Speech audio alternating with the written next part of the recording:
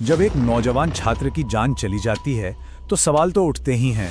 पर सोचिए, क्या हो जब एक ही मौत के पीछे दो बिल्कुल अलग अलग कहानियां सामने आएं। आज हम बात करेंगे गलगोटियाज यूनिवर्सिटी के छात्र उदित सोनी की दुखद मौत के बारे में। एक ऐसी घटना जिसने जवाबों से ज्यादा सवाल खड़े कर दिए हैं। कहानी की शुरुआत एक ऐसे फैक्ट से होती है जिस पर कोई सवाल नहीं है।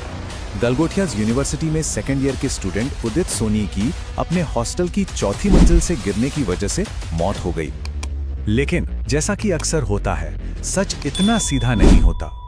हॉस्टल की चौथी मंजिल से गिरने की इस एक घटना के बाद कहानी दो हिस्सों में बंट जाती है। क्या ये वाकई एक दुखद सुसाइड थी, या उस रात कुछ ऐसा हुआ था जो हमें बताया नहीं जा रहा? चलिए इन सवालों के जवाब खोजने की कोशिश करते हैं। ठीक है, तो चलिए कहानी को शुरू से समझते हैं। किसी भी नतीजे पर पहुंचने से पहले ये जानना बहुत जरूरी है कि आखिर हुआ क्या था। आइए पहले इस केस के जो बेसिक फैक्ट्स हैं उन पर एक नजर डालते हैं। तो देखिए, पीड़ित का नाम था उदित सोनी, झांसी का रहने वाला एक यंग बीटेक स्टूडेंट। ये हादसा हुआ नोएडा के नॉलेज पार्क 3 में इजी स्टेज नाम के एक प्राइवेट हॉस्टल में।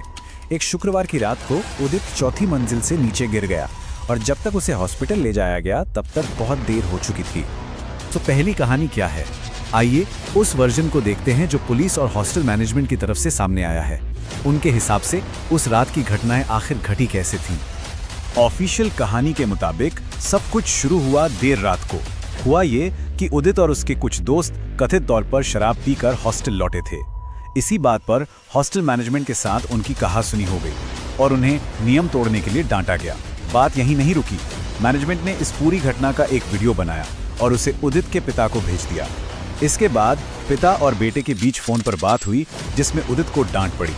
पुलिस का कहना है कि इसी डांट से परेशान होकर उदित ने ये कदम उठा लिया और इसी ऑफिशियल कहानी के बेस पर पुलिस ने आत्महत्या के लिए उकसाने का केस दर्ज किया है। मतलब ये एक कानूनी चार्ज है जिसका सीधा सीधा मतलब ये है कि किसी के एक्शन ने, किसी के कामों ने दूसरे इंसान को इतना मजबूर कर दिया कि उसने अपनी जान ले ली। लेकिन रुकिए, ये तो कहानी का सिर्फ एक पहलू है। उदित के दोस्त और बाकी स्टूडेंट्स जो कहानी बता रहे हैं वो बिल्कुल ही अलग है। एक ऐसी कहानी जो सिर्फ डांट फटकार से कहीं ज्यादा डरावनी है। साथ ही छात्रों का ये एक बयान उनकी पूरी फीलिंग को बता देता है। उनके लिए ये सिर्फ एक दुखद घटना नहीं है, बल्कि ये पूरे सिस्टम का फेलियर है जो एक बहुत बड़ी कमी की तरफ इशारा कर रहा है। स्टूडेंट्स के मुताबिक ये मामला सिर्फ डांट फटकार का था ही नहीं। उनका आरोप है कि ये गंभीर अपमान था, फिजिकल असॉल्ट और मारपीट थी। वो दावा कर रहे हैं कि छात्रों को मेंटली टॉर्चर किया गया और उनसे 10,000 रुपए का फाइन भी वसूला गया। और शायद सबसे परेशान करने वाला आरोप ये है कि फाइन भरने के बाद भी मारपीट कथित तौर पर जारी रही। तो अब देखिए, हमारे सामने दो बिल्कुल अलग अलग तस्वीरें हैं। एक तरफ ऑफिशियल कहानी है जो डांट और पिता की फटकार के इर्द गिर्द घूमती है, और दूसरी तरफ स्टूडेंट्स की कहानी है जिसमें मारपीट, प्रताड़ना और अमानवीय बर्ताव जैसे शब्द इस्तेमाल हो रहे हैं। ये सिर्फ शब्दों का फर्क नहीं है, ये दो बिल्कुल अलग दुनियाएं हैं।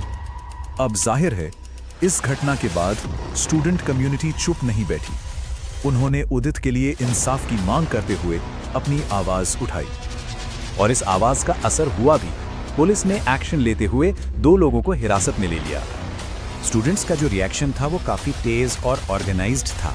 उन्होंने इंसाफ की मांग के लिए हॉस्टल में प्रोटेस्ट किया, उदित को श्रद्धांजलि देने के लिए कैंडल मार्च निकाला और #JusticeForUdit जैसे हैशटैग्स के साथ सोशल मीडिया पर अपनी आवाज को बुलंद किया। इसी दबाव और मामले की गंभीरता को देखते हुए पुलिस ने जांच के तहत हॉस्टल के वार्डन और एक स्टाफ मेंबर को हिरासत में लिया है। स्टूडेंट्स की बस एक ही मांग है, एक निष्पक्ष और पूरी जांच। ये जो पूरा दुखद मामला है, ये एक बहुत बड़े और जरूरी सवाल को हमारे सामने लाकर खड़ा कर देता है।